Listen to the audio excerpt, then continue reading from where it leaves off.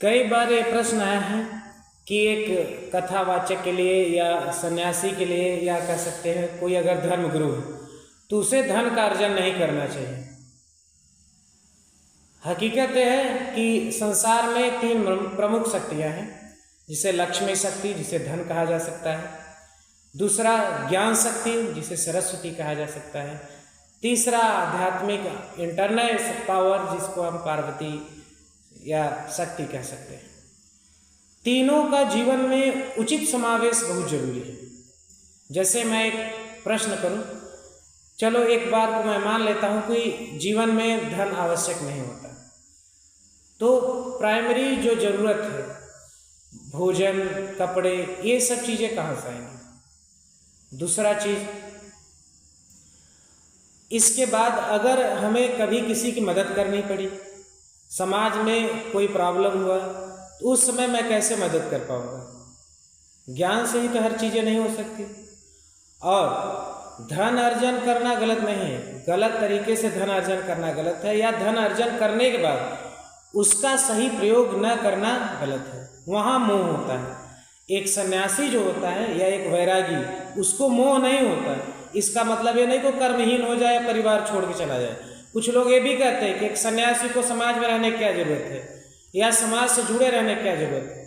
उसी को समाज से जुड़े रहने की सबसे ज़्यादा जरूरत है, क्योंकि उसको मोह नहीं है, वो समाज को सही दिशा दिखाएगा। न उसका कोई स्वार्थ है, न किसी से कोई लगाव है, न किसी से कोई द्वेष है। वही समाज को वास्तविक सही ज्ञान और सही दिशा दे सकता है अगर वास्तव में कोई सन्यासी है। और अगर आप अपने परिवार की जिम्मेदारियों से हट रहे हैं तो उससे बड़ी जिम्मेदारी उठा रहे, तब आप पाप के भागीदार नहीं होंगे।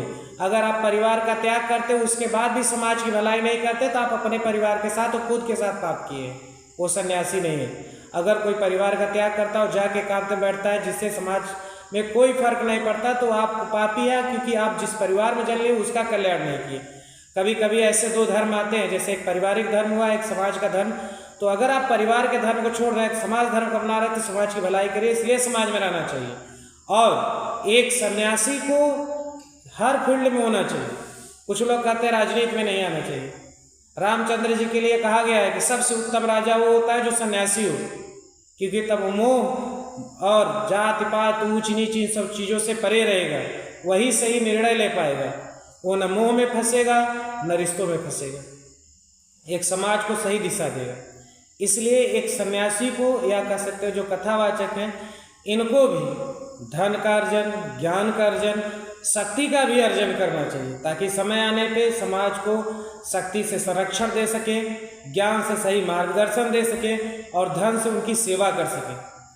और ये जो सबसे ज़्यादा प्रोपेगेंडा फैलाया गया है कि ये आप लोगों को तब जंगल में चले जाना चाहिए, पहाड़ों में जाकर तपस्या करना चाहिए, या धन का अर्जन नहीं करना चाहिए, शक्ति के अर्जन नहीं करना चाहिए, इन सब चीज़ों में नहीं पढ़ना चाहिए, ये सबसे बड़ा प्रोपेगेंडा है जो मशीनरीज कन्वर्ट करते हैं हिंदुओं को, क्योंकि वो चाहते हैं कि इस लोग से जब कमज़ोर पड़े रहेंगे, जब प्रॉब्लम आएगी तो मैं कुछ पैसे से मदद करके उन्हें आसानी से कन्वर्ट कर लूँगा।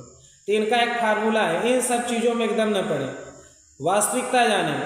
और आम इंसान भी इसको समझने की कोशिश करिए कि जब अच्छे इंसान के पास धन रहेगा या ज्ञान रहेगा या शक्ति रहेगी, तभी समाज को वो मदद करेगा और अच्छी दिशा के पास ले जा पाएगा। एक लोभी के पास जब रहेगा तो धन का अर्जन करेगा और केवल छुपा के अपने पास रखेगा और खुद भोगेगा, समाज को भी गलत दिशा पर ले जाएगा।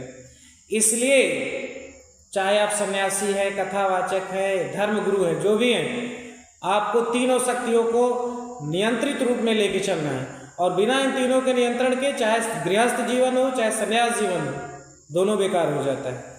हाँ, तीनों का अर्जन आप सही तरीके से करिए, अन्यायपूर्वक नहीं, न्यायपूर्वक करिए।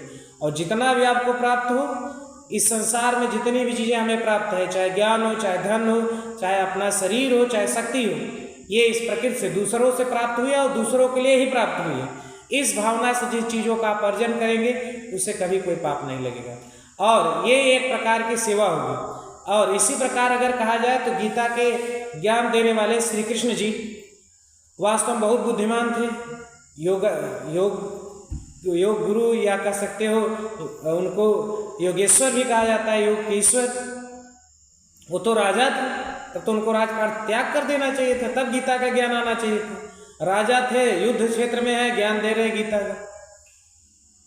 तो ये सब चीज़ें फालतू बकार नहीं। ये मशीनरीज जो लोग हैं जो कन्वर्ट करना चाहते हैं हिंदू को, वो चाहते हैं कि ऐसे इनको बेवकूफ़ बनाइए इसके नाम पे, ताकि ये इन सब चीज़ों से दूर हो, तब कि हम पैसे से मदद करके या ताकत से डरा के आसानी से कन्वर्जन कर सकें, हिंदुओं को कन्वर्ट कर लें। तो जितने भी लोग हैं जात पात को भूलकर, ऊंच नीच को भूलकर, सभी सप्तर्षि की संतानें हैं, सभी बराबर है। सबका समाज में अपने कर्म का एक विशेष स्थान है।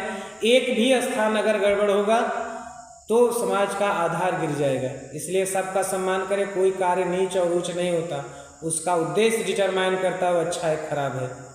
और मशीनरीज जो कंसेप्ट फैल रहे हैं इनसे सतर्क रहिए। वास्तविकता जानिए। अगर किसी क्षेत्र में आपको वास्तविकता ज्ञान नहीं हो पाता तो आप धार्मिक बुक पढ़िए। अगर आपको समय नहीं है तो कृपया हमें बताइए, हम उसके बारे में आपको वास्तविकता का ज्ञान देने की कोशिश अवश्य करेंगे। जय श्री राम।